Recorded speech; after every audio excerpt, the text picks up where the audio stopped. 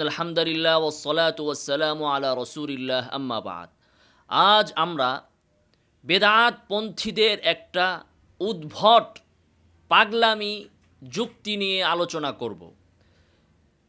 এই যুক্তিটা শুনলেই আপনারা বুঝতে পারবেন যে এরা কত বড় আহাম্মক এবং জাহেল।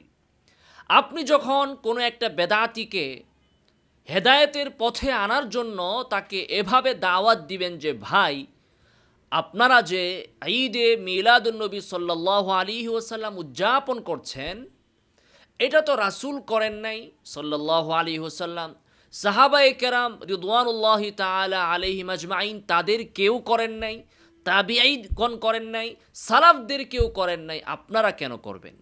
মেরাজুন নবী উদযাপন তো তাদের কেউ করেন নাই, আপনারা কেন করবেন? এভাবে প্রতিটি বেদাত উল্লেখ করে করে তাদের চোখে আঙ্গুল দিয়ে যখন আপনি তাদেরকে দেখিয়ে দিবেন যে ভাই এগুলো তো কোরআন হাদিসে নাই, নবী সাহাবী তাবিঈ সালাফ তাদের কেউ তো এগুলো করে নাই, আপনারা কেন করছেন, কেন করবেন? তখন তারা আপনাকে বলবে যে ভাই নবী করে নাই, নবী তো করতে নিষেধও করে নাই, সাহাবিগণ করেন নাই ঈদে মিলাদুন্নবী, তারা তো এই কথাও বলেন নাই যে ঈদে মিলাদুন্নবী করা যাবে না, সাহাবিগণ শবে মেয়ারাজ উদযাপন করেননি, এটা উদযাপন করা যাবে না, এটাও তো তারা বলেন নাই, তাহলে তারা তো নিষেধও করেন নাই, তারা করতেও বলেন নাই, আবার করতে নিষেধও করেন নাই, তাহলে এগুলো করতে সমস্যাটা কি? তাদের এই যুক্তিটার অসারতা একটা দৃষ্টান্ত দিলেই আপনারা সহজে বুঝতে পারবেন। ধরুন আপনার রোগ হয়েছে, আপনি অসুস্থ, চিকিৎসকের কাছে গেলেন, ডাক্তারের কাছে গেলেন, ডাক্তার আপনাকে দুইটা ওষুধ লিখে দিল যে নাপা ট্যাবলেট খাবেন আর গ্যাস্ট্রিকের জন্য এলজিন খাবেন, এই দুইটা ট্যাবলেট ডাক্তার লিখে দিল। আপনি ফার্মেসি থেকে এই দুইটা ঔষধের সাথে আরও 10টা ওষুধ, আরও 10 পদের ওষুধ নিয়ে এসে খেতে শুরু করলেন। তো আপনাকে পরিবারের লোকজন বলল যে কেন আপনি এই 10টা ওষুধ খাচ্ছেন, ডাক্তার তো এই দুইটার কথা লিখেছে, আপনি বাড়তি আরও 10টা কেন আনলেন? ডাক্তার তো ওই 10টার কথা প্রেসক্রিপশনে লেখে নাই, ডাক্তার তো ওই 10টা আপনাকে খেতে বলে নাই।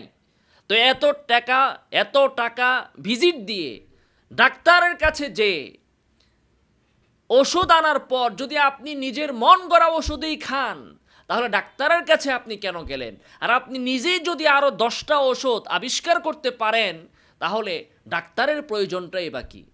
তখন যদি সে এই উত্তর দেয় যে ডাক্তার তো প্রেসক্রিপশনে 2টা ওষুধের কথা লিখেছেন ঠিক, কিন্তু ডাক্তার তো এই 10টা ওষুধ খাইতে না করে নাই, ডাক্তার তো লেখা দেয় নাই যে এই ওষুধটা খাওয়া যাবে না, ওই ওষুধটা খাওয়া যাবে না, ওই ওষুধটা খাওয়া যাবে না, কাজেই ডাক্তার যে 2টা খেতে বলেছে আমি সেই 2টা খাবো, আর আমার যেগুলো মনে চায় সেগুলো আমি খাবো, কারণ ডাক্তার তো ওই ওষুধগুলো খেতে নিষেধ করে নাই, ডাক্তার তো প্রেসক্রিপশনে ওই ওষুধগুলোর নাম উল্লেখ করে করে বলে দেয় নাই যে এগুলো কিন্তু খাওয়া যাবে না। তাহলে আপনারা তাকে কি বলবেন? অবশ্যই পাগল বলবেন, কারণ ডাক্তার তো প্রেসক্রিপশনে তার যেটা প্রয়োজন, যেটা দরকার সেটার কথাই লিখে দিয়েছেন, আর যেটার কথা তিনি লিখেন নাই সেটা তার জন্য ক্ষতিকর, তার দরকার নেই, তার উপকারী নয়, এজন্যই ডাক্তার লিখেন নাই।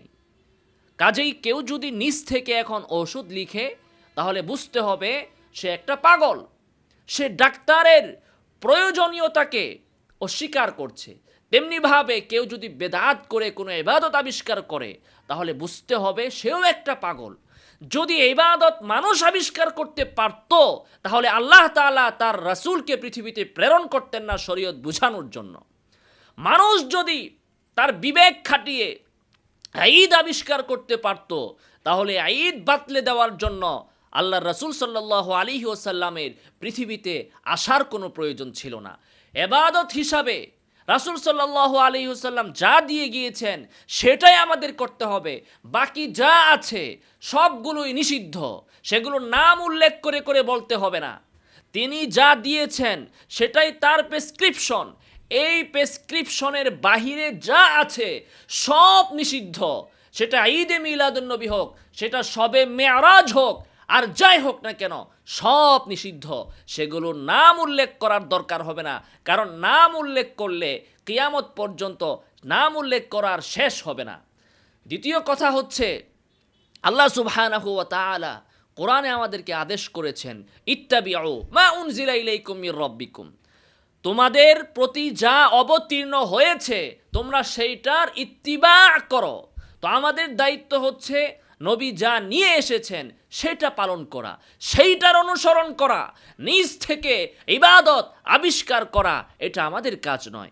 আল্লাহ তাআলা বলেছেন, সুম্মা জাআলনাকা আলা শারিআতিন মিনাল আমর ফাত্তাবিআহা, তোমাদেরকে আমি শরীয়ত দিয়েছি, ওই শরীয়তের ইত্তেবা করো। ওয়ালা তাত্তাবিআ আহওয়া আল্লাযীনা লা ইয়ালামুন, অজ্ঞ মানুষদের মনের বানানো কোনো কিছু তোমরা ইত্তেবা করবে না।